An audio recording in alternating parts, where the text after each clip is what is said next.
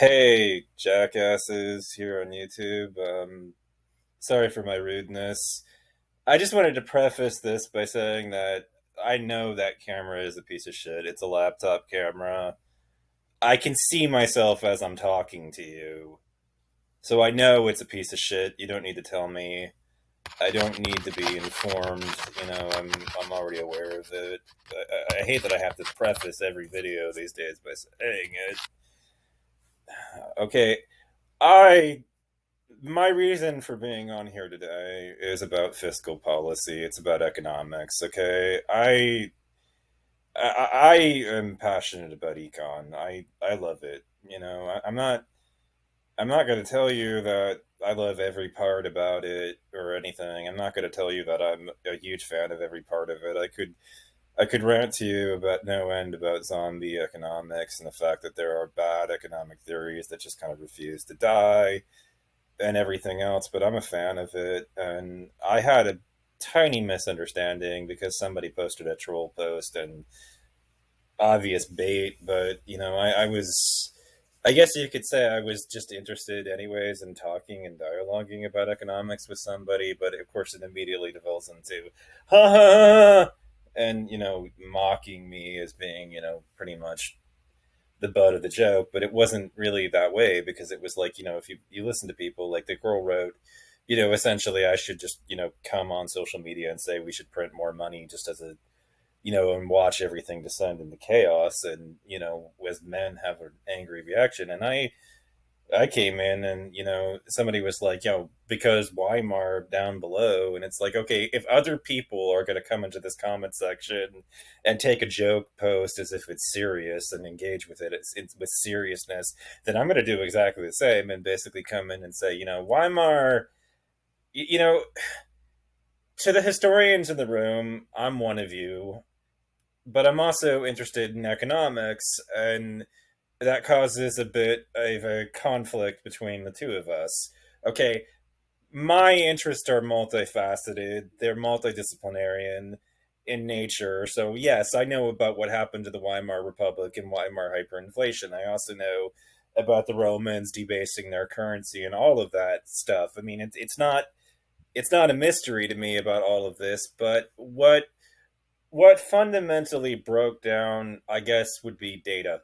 Okay, there's a conflict between economics and empirical data at this point, and where my frustration comes in is basically I'm more than willing to cement all of this in your understanding, okay, in all of this and go over it, but COVID is the recent past, but rewind a bit further right up until the 2008 financial crisis, right when it hits, not after the government intervenes. You have housing prices crashing and going to shit. At first, you have a bout of basically hyper deflation going on at that point, and the Fed steps in and it's trying to get inflation out of this because if you don't know what a deflationary spiral is, you should go watch on, Khan Academy and everything, because every time there's deflation, everybody's thinking, oh boy, I'm just going to get something for cheaper. And they start hoarding money. It's just that this causes a spiral in that, when they stop shopping continuously because of the fact that they are now saving, expecting prices to go down, basically what happens is that people lose their jobs because people aren't shopping anymore, and then business owners have to lower prices. Like then those people that work there stop shopping continuously, and it just keeps circling basically because they no longer shop. There's even less demand for the product, so it has to come down in price, and then people realize prices are falling, so they start to save their money for the next, and people just keep losing their jobs all over the place, and it turns into this massive spiral. And it's why deflation is actually feared to a much greater extent than inflation in the economy. And I mean, we can split hairs about the types of deflation and say that maybe some of them are good, like technological deflation and everything else, but we went through some bad deflation during the financial crisis, and it scared the shit out of everybody because the last time the world had been through a deflationary depression was the Great Depression. That's when prices collapsed the last time around. They were down all over the place and no one was able to make money as a result. It was just there were no good ways to actually turn a profit on much of anything. And so farmers started pouring their milk out. And we saw echoes of that during the financial crisis that started scaring the piss out of us because, the economy is going to shit when you're seeing that kind of thing during COVID. COVID kind of really deeply concerned us and everything. It really did. It had a pretty profound and far reaching effect on everybody, self included, my family to an even greater extent. I got so frustrated with them because they would always be like, every time I would be like, we never went much of anywhere. They'd be like, well, we haven't gone anywhere because of COVID. And I'm like, you fucking were going anywhere before COVID. Stop fucking bringing it up. They drove me up the wall and batty. Like, mom, I love her to death. She frustrates me. That stated, like, moving along very quickly, segueing about all of this. We're going over it. I had to spend time figuring out why the fuck my video camera system wasn't at least picking up on the fucking microphone well enough, and that was a bit of a new deal. I made a 30-minute video, it didn't come on here, and now I'm rambling a bit more than I should have and did the first time through it, so bear with. Basically, my economics oriented question in all of this, and because of that meme post and everything about all of it, it was basically there are a couple of things to go over, okay? Like, I watched Max Kaiser's content for a while. I watched a bunch of these guys here on YouTube's content.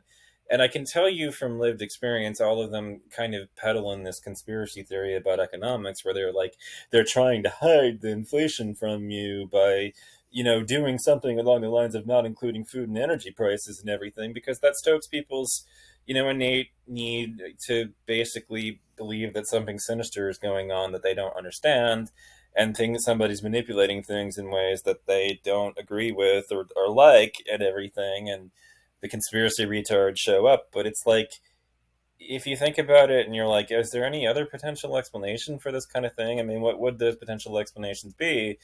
Your head starts generating ideas and you start realizing, oh, wait, here are food prices, there's weather phenomenon, there's global warming, there's climate change that's happening. The whole globe is getting, progressively warmer, even if in certain spots of the globe the trend is going in the opposite direction.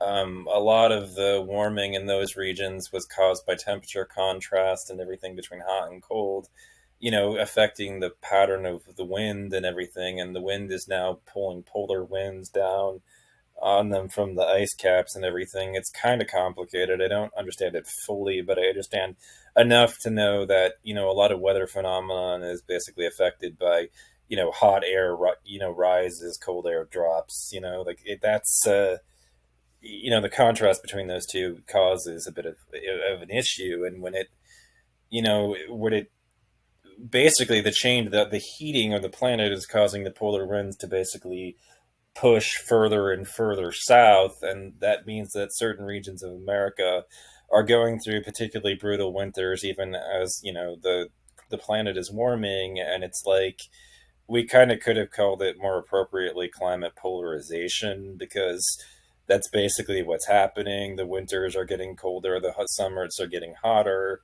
That's just the reality that's happening. And so it's like it's kind of hard for people to wrap their heads around all of it. It's kind of confusing, but if you use polarization, that's kind of a term we're used for, where the poles are getting more and more extreme in every case, whether you're in summer or winter. And that kind of fits with what we're witnessing at this point with the climate. And when that's going on, that's not good, for crops. That's not good for crops at all. They're going through extreme bouts either way, and so your food is going to be affected by all of that. Those are extremely difficult to predict. I mean, even as it's been unrolling, even as you're seeing consistencies with the planet getting warmer now, and you're seeing warming records being broken every single year. None of that really seems to be particularly pertinent, because it's like you have a mild winter one year and a severe one the next, and then it's right back to mild. Like I it's hard, and it's like the ability to predict this kind of shit has broken down even worse than it was before. A lot of these issues started to show up, and they were bad before. They're worse now in terms of predictability. The markets have never liked unpredictability. They like things to be very, you know what I mean? That they want them to be consistently, want consistently predictable profits. And when, you end up with a very havoc, like, it becomes kind of, that stops being signal. It becomes noise. And when Max Kaiser comes on and says there's a giant conspiracy to hide the inflation, it's like, I don't think Max Kaiser gets it. Like, and then the energy side of the equation is like, this is coming out of like the Middle East, and there's an old dog Bert, and I started to hate Scott Adams a while back because of his politics. But there's a Dogbert one where he basically, makes a joke of saying, "I predict there will be turmoil in the Middle East," and it's like you look at that and you laugh because you're like, of course there will be turmoil in the Middle East. What is the region known for? You know, you look over there at the Middle East. It's like you're not a prophet if you do that. You're not. You're not. You're just not. You're not. You're not a psychic. You're just observing the way that the Middle East is going, and it is a very chaotic part of the world. I mean, Scott Adams' perception of things was not wrong there back in the day. He wasn't wrong about that. Like, I talk about it, and I'm like, is riotous a word? Because it's how I describe them. It's like, everything is so unstable. You never know when a terrorist attack is going to happen. The oil fields get set on fire pretty regularly. This is not predictable when it's going to happen at all either. You get terrorists all over the place. You get the storming of the embassy. You get all kinds of chaos all up and down the Middle East, all over the place, with a lot of very loud, angry, anti-American sentiment all over the place.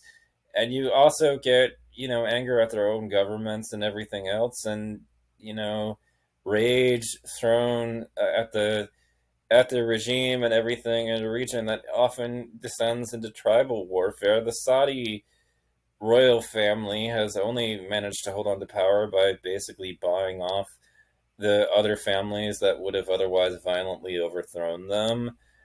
In the warlike culture that persists into the modern era over there in the Middle East, it hasn't really changed much. There are these kind of people that are like, why should it?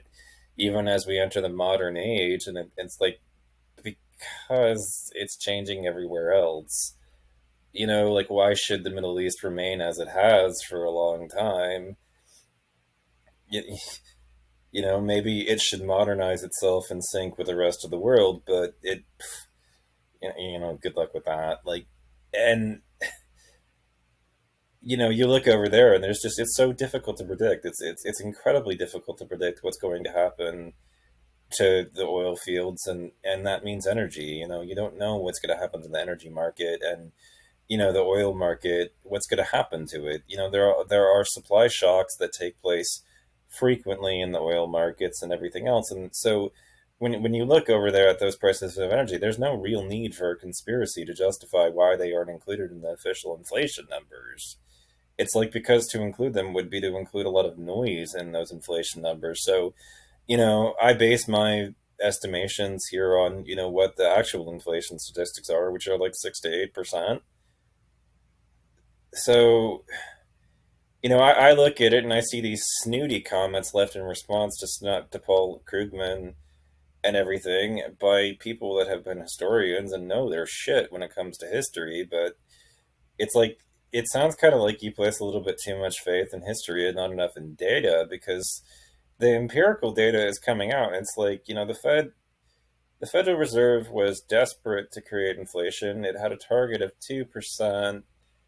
And before COVID hit, it had been trying to hit that year after year for about, since about 2008. It had done it after the fiscal crisis. It had set a target and then began to throw the kitchen sink at getting that inflation with 4 rounds of quantitative easing, and everything else. You went through QE one, two, three, and I think maybe four, and like, I'm not quite certain on that, but you went through like at least three, and they throw they threw like a you went through a very, like, basically very large expansion of the money supply that, like, in the end would have damn nearly like 2.9% increases in it. So you're like at the very edge of a tripling of the money supply, and they basically threw everything in the kitchen sink at getting to 2%.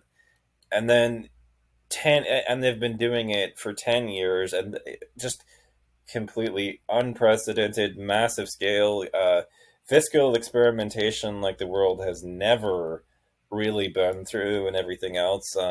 Just completely unprecedented, especially as it's happening in the modern era where people question, the Great Depression, the New Deal, and all the things and interventions that were made in the Great Depression. You've got tons of people that are critical of it. I'm not. Like FDR is one of my favorite presidents, and it's because he lifted millions of people out of poverty with Social Security. It at least created a floor beneath their feet that they couldn't fall through.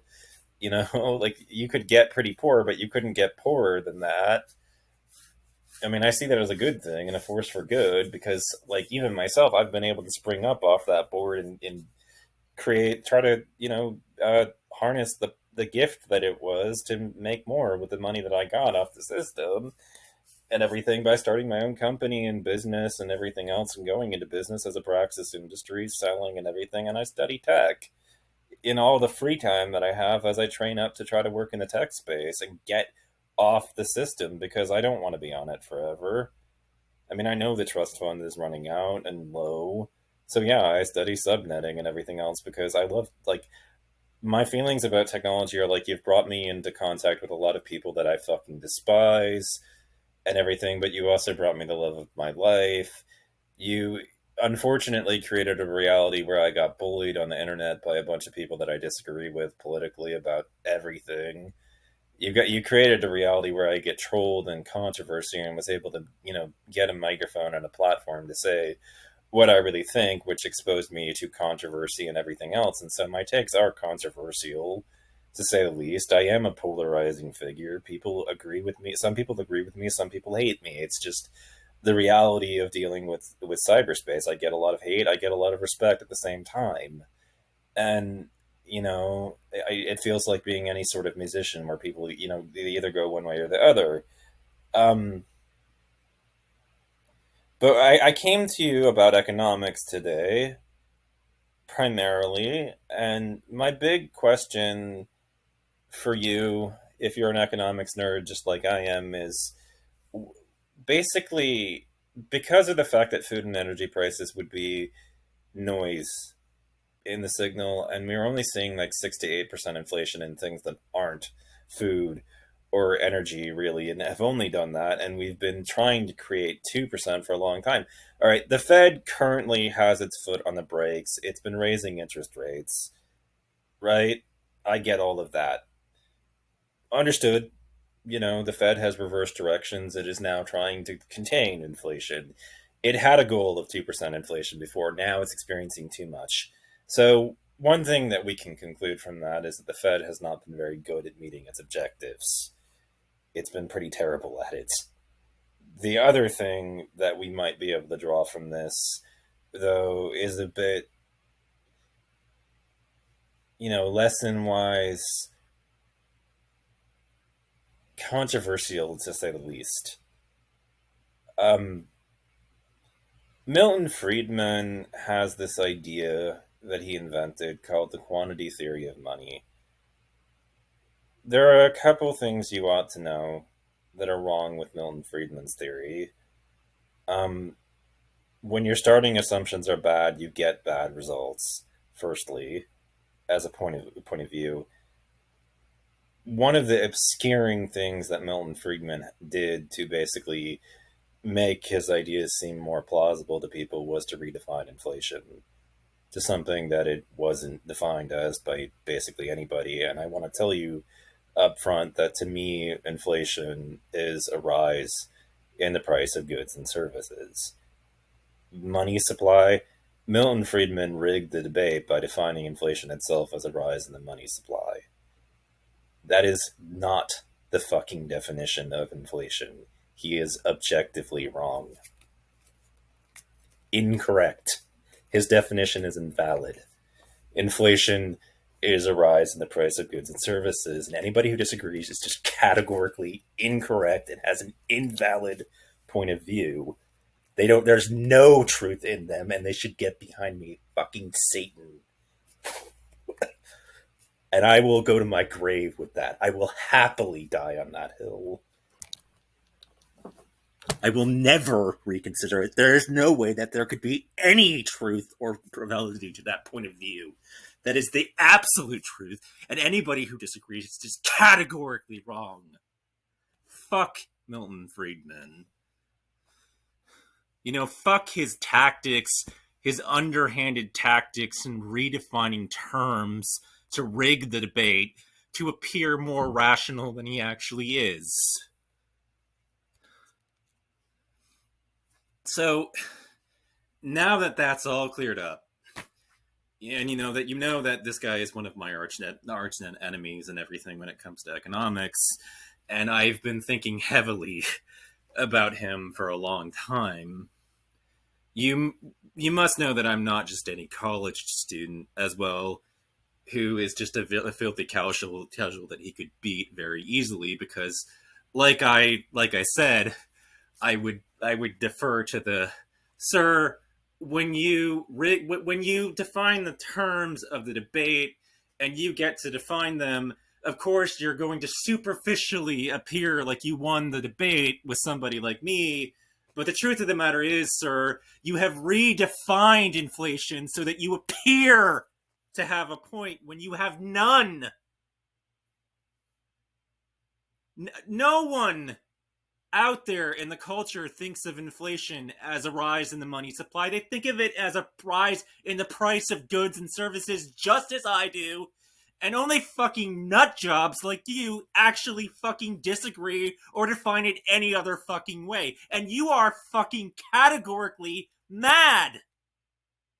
As in insane, not angry. And I realize I raised my voice there, so I appear to be passionate and angry. But I mean, how could I not be when everybody and his goddamn brother thinks that you are the messiah of economics and everything, when in reality the shit that you've been peddling is dumber than a fucking bag of rocks. Like, a bag of rocks is smarter than you, sir. And I stand by it and will happily die on that hill. So anybody who sides with him is a fucking idiot. And I'm not sorry to say it.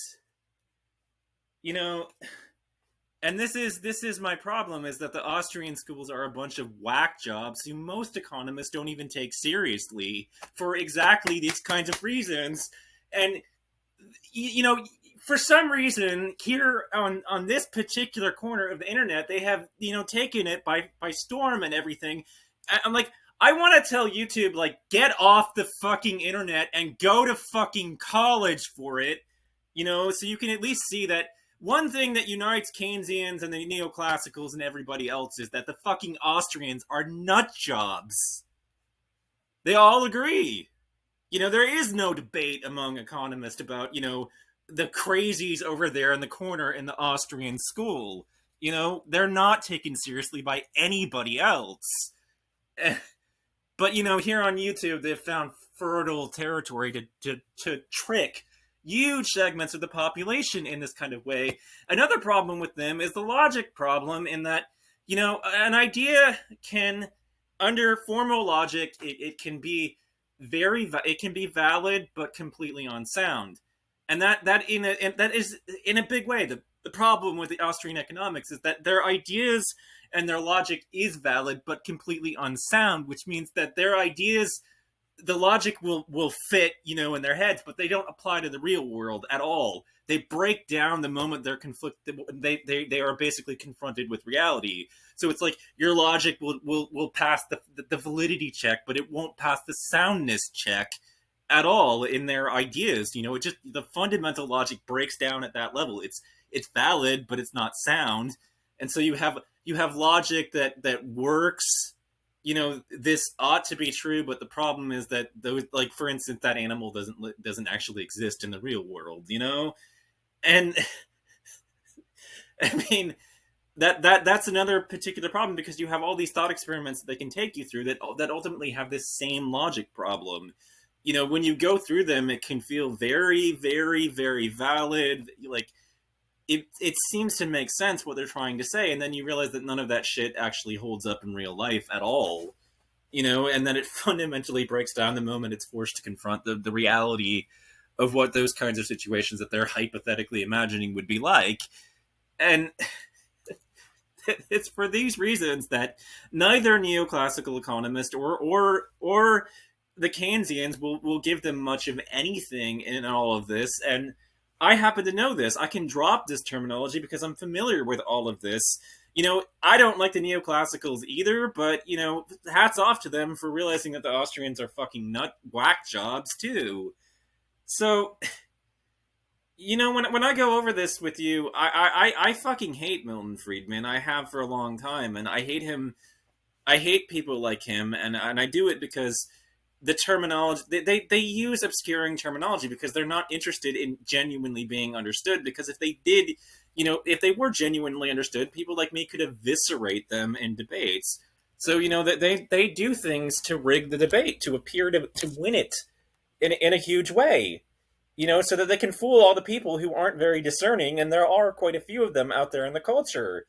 But I am, and I can tell you, he defines inflation as a rise in the money supply so that every time it goes up, he can sit there and say, look, there's been inflation.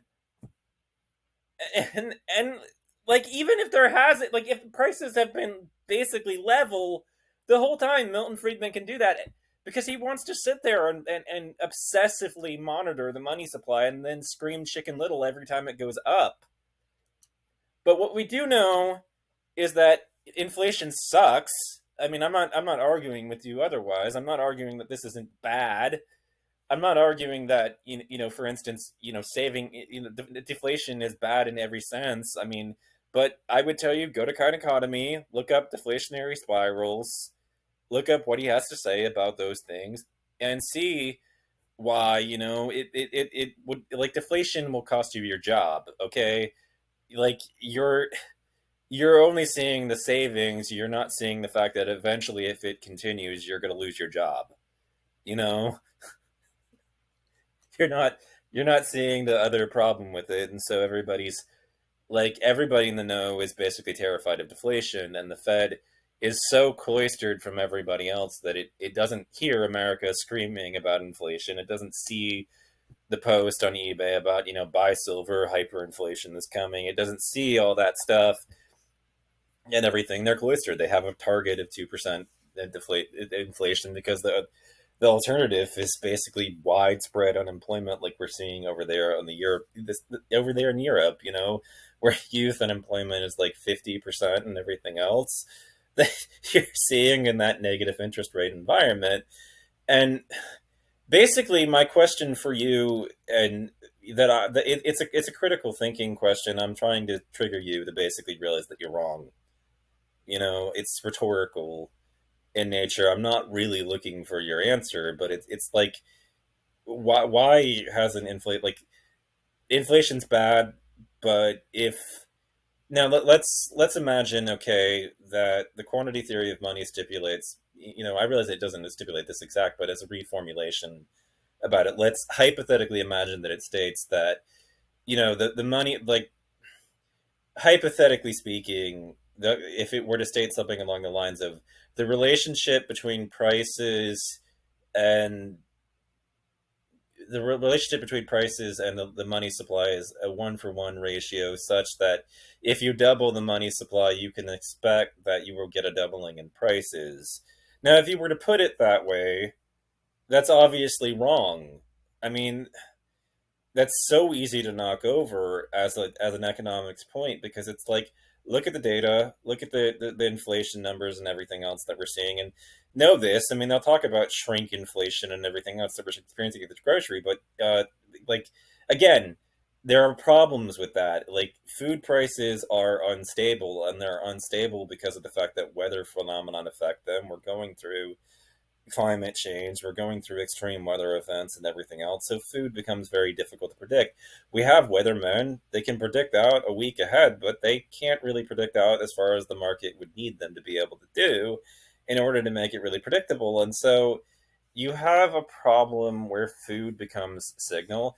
Our energy is not exclusively coming from the Middle East, but a big chunk of it is from the oil that powers our vehicles and cars. It's coming in the form of that oil. And, so many jobs in our economy are simply moving shit from one location to another where it's more convenient to be purchased by people that go to the grocery store. You know, like trucking is a big part of the economic system. And what I'm trying to point you towards, though, is that the Middle East is a very unstable region, and it's where most of our oil comes from. That Dogbert cartoon where he's like, "I predict there will be turmoil in the Middle East," is something that any like person who's just casually observing everything that's going on can make that because that is such an intuitively obvious thing. I mean, we knew that when we were kids. We knew this about the Middle East. We'd always known them. I mean, when I first encountered Dilbert, I was little, because dad used to hang them on the office. He would hang them on his office walls back when Scott Adams was just, somebody that was expressing, the frustrations of people who worked in the IT industry and the pointy haired boss, and everything. And the fact that management often really wasn't all that intelligent at the end of the day, and how much it sucked to have a stupid boss. I mean, he was channeling that frustration in a big way. So he was pertinent right up until he became a Trump tard, you know. And then his audience kind of rebelled against him, especially with me being a lifer for a suburb of I know that you can barely see that, but that's 2600 magazine, and there's the box that of all the pre-issues. 2600, of them, I would say that they've been largely on my side when it comes to politics. They agree with me for the most part. I found that pretty refreshing. They tend to be they lean more left than right. I'm not saying that there are no right wingers in the groups and everything. It's just that they're not in the they're not in the majority of hackers in that particular community. Yeah, I mean, yeah, you're going to get a lot more Kevin Mitnick types and everything, and I would have been with them on that. I definitely was. I mean, I didn't think that guy belonged in jail for being curious. Not only that and everything, I don't. To be honest with you, I wanted to go on the same adventures that he went on. I was jealous of his tech savvy. I really was. So I don't know. I mean, I would love to get free phone calls the same way he did. I mean, like I'm naughty. I'm a thief. I'll let you know that. I hide behind VPNs and everything.